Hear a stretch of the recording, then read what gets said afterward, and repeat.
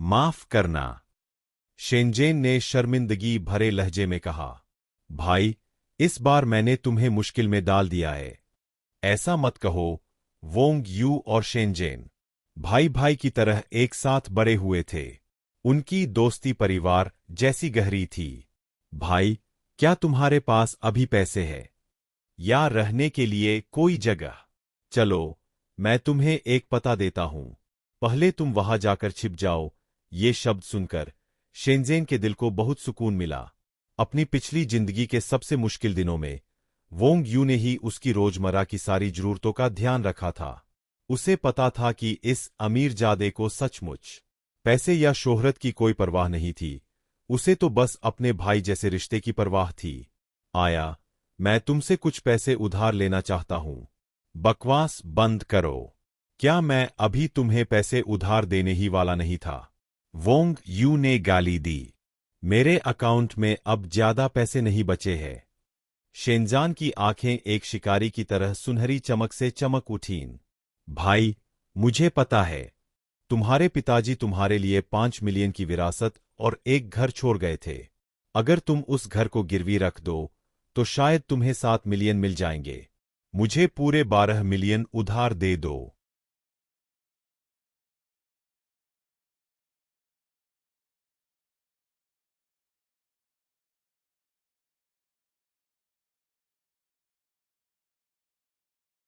क्या तुम हैरान रह गए?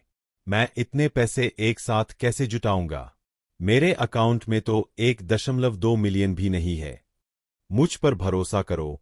शेनजान जानता था कि उसके पास समझाने का समय नहीं है। उसने जोर देकर कहा कि इस बार के बाद मैं जिंदगी भर तुम्हारी दौलत की गारंटी लूंगा। मैं अब फोन काट रहा हूं। कल मेरे फोन का इंतजार करना। हेलो धराम। इससे पहले कि वोंग यू जवाब दे पाता, शेनजान ने फोन काट दिया। फिर तुरंत यांग डोंग के ऑफिस में फोन किया। इस समय यांग डोंग के ऑफिस के अंदर एक बेचैन अध उम्र का आदमी एक जाने माने अर्थशास्त्री के साथ इंतजार कर रहा था। उसने फोन उठाया। धराम। शेनजान, तुम्हारी हिम्मत कैसे हुई मेरे पैसों को हाथ लगाने की? जब यांग डोंग को पता चला तो वह तुरंत गुस्से से आग बबूला हो गया। उसने मेज पर जोर से हाथ पटका और सीधा खड़ा हो गया। अगर बोर्ड के सदस्यों को 45 मिलियन के ठिकाने के बारे में पता चल गया तो यह सोचकर ही वह डर से कांपने लगा। यह पैसा कभी किसी की नजर में नहीं आना चाहिए। प्रेसिडेंट यांग, जब आपने मुझे अकाउंट दिया था तो उसमें सिर्फ 20 मिलियन थे। मैंने उन्हें आपके लिए बढ़ाकर 45 मिलियन कर दिया। यांग डोंग की खून जैसी लाल आंखें घूर रही थीं। हमारे पास बोर्ड से 200 मिलियन का बैकअप था और हमने तुम्हें कुछ अंदर की जानकारी भी दी थी। तुम्हें क्या लगता है कि तुम 20 मिलियन का मुनाफा कमाने की बात कर सकते हो? यांग डोंग सच कह रहा था। असल में यह पैसा कोई भी ठीक ठाक ट्रेडर थोड़ी बहुत पेशेवर जानकारी से कमा सकता था। लेकिन मैं तुम्हें अपनी कुल संपत्ति को 10 गुना बढ़ाने का एक मौका दे रहा हूं। शेनजान की सबसे ठंडी आवाज फोन पर सुनाई दी। बस 48 घंटों के लिए मेरे काम में दखल मत देना। मुझे 48 घंटे दो। तुम पागल हो। यांग डोंग इतना गुस्सा था कि बस फटने ही वाला था और सिरदर्द के साथ अपनी कुर्सी पर वापस बैठ गया। तुम हांगकांग के शेयरों में निवेश कर रहे हो। तुमने जापानी शेयर क्यों नहीं चुने? अगर इस बेवकूफ ने शेनजेन में जापानी शेयरों में निवेश किया होता तो भले ही नुकसान होता, यांग डोंग फिर भी बोर्ड को 10 मिलियन से ज्यादा की रिकवरी करने में मदद कर सकता था। लेकिन हांगकांग के शेयरों की मौजूदा हालत को देखते हुए ऐसा लग रहा था कि वह सब कुछ गंवा देगा। मैंने तुम्हें अपनी थीसिस का सारांश पहले ही भेज दिया है। यह तुम्हारे लिए जिंदगी में एक बार मिलने वाला मौका है। भार में जाओ। यांग डोंग ने फोन काट दिया। मैंने गालियां देना शुरू कर दिया। मैं 24 घंटे के अंदर तुम्हारी जान ले लूंगा।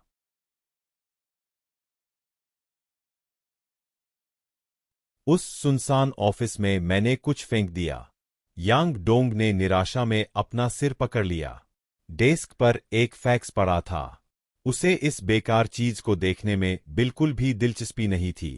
इसे लो और एक नजर डालो। चिरकर यांग डोंग ने फैक्स उठाया और अपने बगल में बैठे अर्थशास्त्री की तरफ फेंक दिया। कैम्ब्रिज स्कूल ऑफ इकोनॉमिक्स के प्रोफेसर डजांग कोंग। मिस्टर यांग, चिंता मत करो। मेरे यहां रहते हुए तुम कम से कम अपनी लागत तो वसूल कर ही लोगे। डजांग कोंग खड़ा हुआ और बोला, लेकिन तथ्यों को ध्यान से पढ़ने के बाद उसकी आंखें और भी ज्यादा चौड़ी होती गईं। उसकी भावनाएं ऐसे ऊपर नीचे हो रही थीं जैसे वह किसी रोलर कोस्टर पर बैठा हो। वह पूरी तरह से हैरान था। कैसा है? यांग डोंग ने खुद को शांत करने की कोशिश करते हुए पानी का एक घूंट लिया। एक पल सोचने के बाद जैंगकोंग बस यांगडाग को घूरता रहा। उसने घूंट भरा। तुम्हें अपनी पोजीशन 200 मिलियन से बढ़ा देनी चाहिए। फैंगडाग ने तो अपना पानी ही थूक दिया। पागल! यहां हर कोई पागल है। यांगडाग को लगा जैसे वह किसी बुरे सपने में फंस गया हो। मिस्टर यांग, मैं सच में मजाक नहीं कर रहा हूं। जरा कृपया पहले इसे देख लीजिए। जैंगकोंग ने मुश्किल से वह कागज यांगडाग को वापस थमाया। इस पल पूछताछ शब्द सुनकर यांगडाग की तो लगभग यह इच्छा हो गई थी कि वह यमराज को ही ऊपर बुला ले, ताकि वह लोगों से पूछताछ करे और उन्हें नरक के 18वें तल पर ले जाए। उसे यह सारांश पत्र पढ़ने के लिए मजबूर करना निश्चित रूप से एक बेहद मुश्किल काम था। अगले 10 साल गुजो की आर्थिक रिपोर्ट। लेखक शेन सू काफी हिम्मत वाला है। यांगडाग ने मन ही मन कोसा। ग्रुप बोर्ड के सदस्य के तौर पर यांगडाग कभी एक बहुत बड़ी हस्ती हुआ करता था जो अरबों के फंड संभालता था। उसने हर तरह के उतार चढ़ाव देखे थे, लेकिन इस कागज को पढ़ने के बाद उसकी आंखें एक पल के लिए जमसी गईं। फिर उसने इसे दोबारा पढ़ा। कागज के सारांश में शेनसू ने गुजो की बाजार बचाव नीति को पूरी तरह से समझाया था और यह निष्कर्ष निकाला था कि यह सदी में एक बार मिलने वाला अवसर है। मिस्टर जैंग, आपकी क्या राय है? यांगडाग अचानक अपनी सुध-बुध में लौटा। उस पल वह कोई फैसला नहीं कर पा रहा था। यह सारांश अनगिनत लंबे लंबे लेखों और ग्राफ चार्ट से कहीं ज्यादा बेहतर था।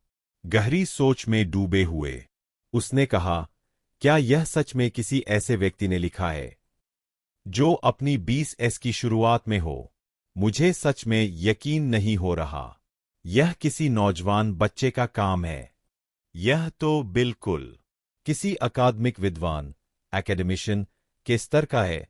एक अकादमिक विद्वान। यहां तक कि 90 के दशक में भी एक प्रोफेसर वह हस्ती होती थी जिसके आगे यांगडाग जैसे बड़े बड़े लोग भी अपनी मर्जी से आते जाते थे। यह किस तरह की बात है? उसने पहले कभी ऐसा कुछ देखा भी नहीं था।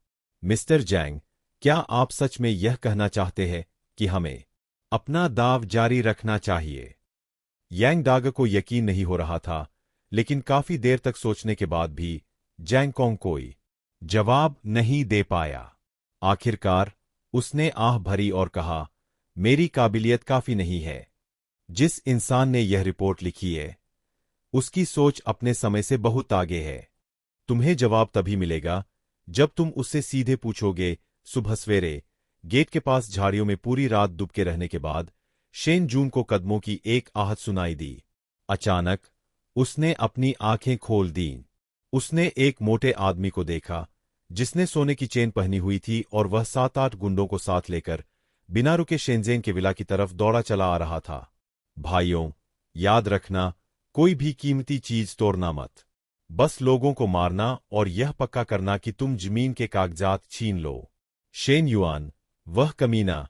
शेनजेन ने उसे घूरा। उसकी आंखें उसी पल गुस्से से लाल हो गईं।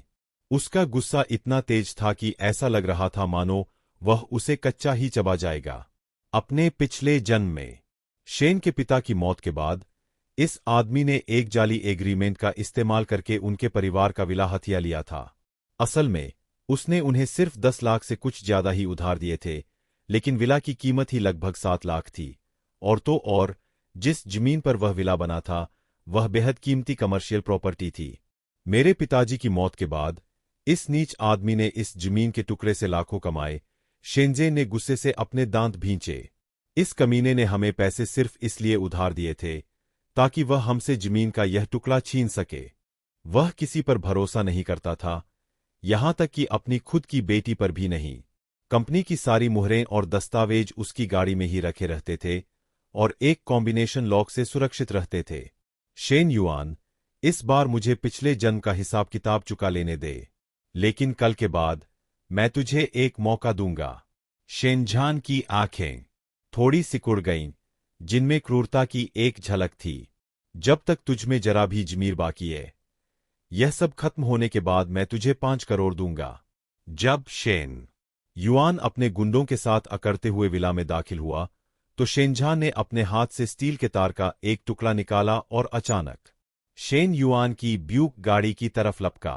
खट खट। अपने पिछले जन्म में शेनझान दुनिया से निराश हो चुका था। गुजारा करने के लिए उसने हर तरह की नौकरियां की थीं। ताला बनाने वाला, डिलीवरी बॉय, ट्रक ड्राइवर, उसने सब कुछ किया था। आप कह सकते हैं कि जमीन से जुड़े ये सारे अनुभव उसके खून में रच बस गए थे और उसकी जीने की कला बन गए थे। एक तीखी खट की आवाज के साथ शेनझान ने सिर्फ एक तार का इस्तेमाल करके शेन युआन की गाड़ी का दरवाजा खोल दिया। अंदर उगभीक भी रिश्तेदार तो अजनबियों से भी कम भरोसेमंद होते हैं, लेकिन अभी भी वह खुद को सामने नहीं ला सकता था। शेनझान की यादों में शेन युआन, यह कमीना, हमेशा गाड़ी से आता था और उसकी एक आदत थी से एक लोहे का बक्सा दिखा जो एक कॉम्बिनेशन लॉक से बंद था। शेनझान हल्का सा मुस्कुराया, लेकिन तभी उसकी नजर पिछली सीट पर बैठी एक लड़की पर पड़ी जो उसे ही देख रही थी। चचेरी बहन। शेनझान ने ठंडी हवा का एक झोंका अंदर खींचा। यह एक बेहद खूबसूरत और शालीन लड़की थी, जिसने हरे रंग की फूलों वाली ड्रेस पहनी हुई थी। उसकी लंबाई लगभग 1.7 मीटर थी। उसके बाल लंबे और लहराते हुए थे और आंखें तारों जैसी चमकदार थीं। उसकी त्वचा दूध जैसी गोरी थी और उसमें एक ऐसी ताजगी भरी शालीनता थी जिसे शब्दों में बयान करना मुश्किल था। बहन, मेरा एक जरूरी काम चल रहा है। लगता है इस बार मुझे तुम्हें थोड़ी तकलीफ देनी पड़ेगी। शेनझान एक गहरी सांस लेते हुए ड्राइवर की सीट पर बैठ गया। चचेरी बहन शेन की आंख एक पल के लिए हक्की बक्की रह गई।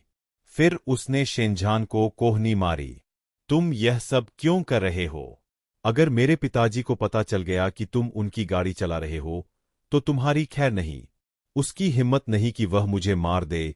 शेनझान ने ताना मारा। वह बस बातें ही करता रहता है। शेनकान अपनी जगह पर ही जम गई। उसे किसी तरह यह महसूस हुआ कि आज उसका चचेरा भाई कुछ अलग लग रहा था। शेनझान पहले बहुत ही शांत और अपनी दुनिया में रहने वाला लड़का था। उसे बस फाइनेंस की पढ़ाई में ही दिलचस्पी थी। लेकिन आज वह न सिर्फ निडर लग रहा था, बल्कि उसमें एक खास तरह का मर्दानापन भी झलक रहा था। दीदी कान, मैं तुम्हें घर छोड़ देता हूं। असल में छोड़ो। चलो तुम्हारी माँ के घर चलते हैं। तुम्हारी माँ अभी बेहाई में है। बिना किसी और चर्चा के शेनझान ने जल्दी से कार का दरवाजा बंद किया, बिग स्टार्ट की और गाड़ी आगे बढ़ा दी। शेनकान पूरी तरह से हैरान होकर शेनझान को देखती रही। भाई, क्या अंकल ने हमारे परिवार को पैसे उधार नहीं दिए थे? क्या मैं अभी यहां हमारे लिए कुछ पैसे कमाने ही तो नहीं आई हूं? शेनझान ने लोहे के बक्से पर थपथ पाया। बिल्कुल नहीं, शेनकान ने विरोध किया। उस कॉम्बिनेशन से तो मुझे भी डर लगता है। जैसे ही शेनकान ने अपनी बात खत्म की, उसने देखा कि शेनझान ने बड़े ही आराम से हाथ बढ़ाया और 44 साउथ दबा दिया। बक्सा तुरंत खुल गया। तुम्हें यह कैसे पता चला? शेनकान ने हैरानी से पूछा। बेवकूफ। शेनझान ने उसकी तरफ देखा भी नहीं। उसने हार्बर सिटी के बाहरी इलाके की तरफ नजर डाली और कहा, यह कोई आम लॉक बॉक्स नहीं है। इसे तुम सिर्फ पासवर्ड डालकर ही खोल सकती हो। जब गाड़ी चल ही रही थी, शेनकान इतनी हैरान हुई कि उसका मुंह खुला का खुला रह गया। वह शेन युआन की बेटी है और उसे भी इस बारे में पता नहीं था। शेनझान आगे बढ़ा। बहुत हो गई बातें, शेनजेन ने माथे पर बल डालते हुए कहा। मैं जल्द ही एक दोस्त से मिलने वाला हूं, इसलिए आज तुम मेरे साथ ही रहोगी।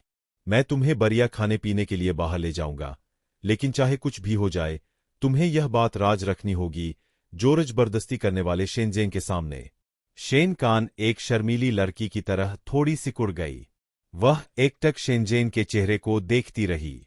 कुछ ही देर बाद हार्बर सिटी के नए इलाके में।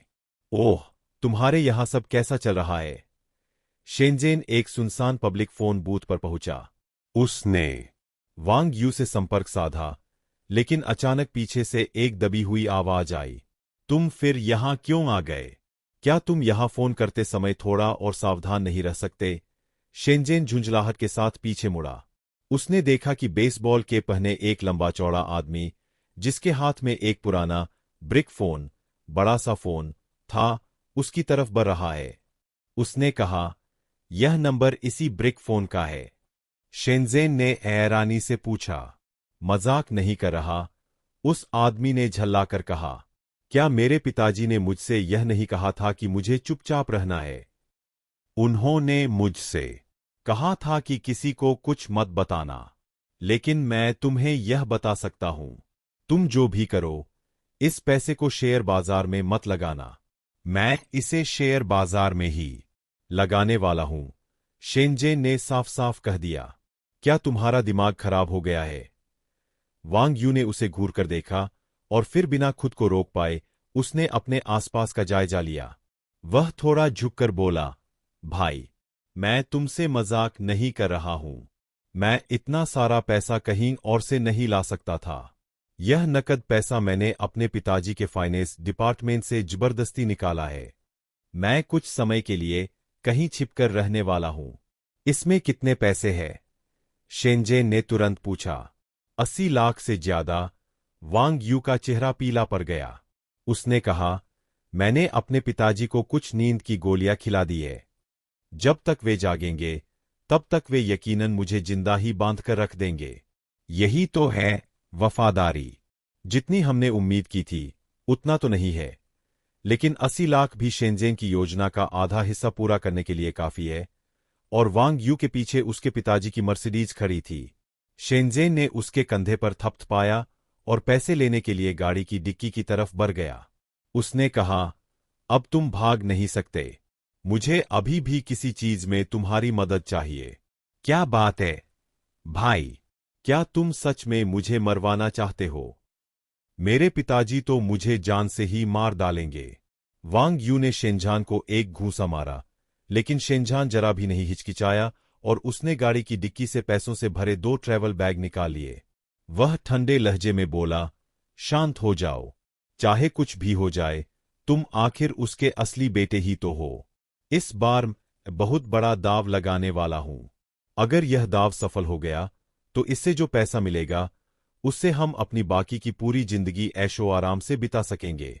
अब हमारे पास बस 30 घंटे से कुछ ही ज्यादा समय बचा है। कुछ अकाउंटेंट्स, लेखाकार ढूंढने में मेरी मदद करो। कुछ ₹1000 लेकर एक शेल कंपनी, कागजी कंपनी बनाओ। उसके जरिए एक सिक्योरिटीज अकाउंट खोलो। आज मैं 50 लाख रुपए का इंतजाम कर रहा हूं। हम इन 1 करोड़ 30 लाख से ज्यादा की रकम को आपस में बांट लेंगे और किश्तों में उन कंपनी अकाउंट्स में वायर ट्रांसफर कर देंगे। वू ने सीधे शेनजान की आंखों में देखा। उसे अचानक ऐसा लगा कि उसका बचपन का दोस्त अब उसके लिए एक अजनबी बनता जा रहा है। यार, सच कहूं तो अगर मुझे ये 80 लाख रुपए वापस नहीं मिले, तो मेरे पिताजी दिवालिया हो सकते हैं। वांग यू कांपते हुए अपने परिवार की आर्थिक स्थिति के बारे में बताने लगा। उसे असफलता का डर सता रहा था। हमारे पास बस यही सारा कैश फ्लो, नकद पूंजी बचा है। बिल्कुल नहीं, शेनजान ने वांग यू को पकड़ते हुए कहा, मेरे साथ आओ। पहले हम अपना काम शुरू करते हैं। थोड़ी देर में मैं तुम्हारे पिताजी को फोन करूंगा और उन्हें एक बहुत बड़ा तोहफा भेजूंगा। चांगपिंग गांव, बेहाई शहर। सोने के फ्रेम वाला चश्मा लगाए, अच्छे कपड़े पहने एक अधेड़ उम्र का आदमी हर जगह शेनजान के माता पिता को ढूंढ रहा था। आखिरकार ड्राइवर की मदद से उसे शेन के पिताजी एक गांव के घर में मिले। वे बूढ़े वांग के साथ बैठे हुए थे और पूरी तरह से टूट चुके थे। उनका दिल गम से भरा हुआ था। यह आदमी वांग यू का पिता था। शेन के माता पिता को जिस बात ने सबसे ज्यादा निराश और दुखी किया था वह यह खबर थी कि शेनझान के चक्कर में वांग यू ने 80 लाख रुपए गवा दिए थे। कितना बड़ा पाप था यह। शेन की मां फूट फूट कर रो रही थी और लगातार शेन के पिताजी के कंधे पर हाथ मार रही थी। मैंने तुम्हारे जैसे आदमी से शादी ही क्यों की? अब मैं वांग परिवार का सामना कैसे करूंगी? मैं अपने ही बेटे का सामना कैसे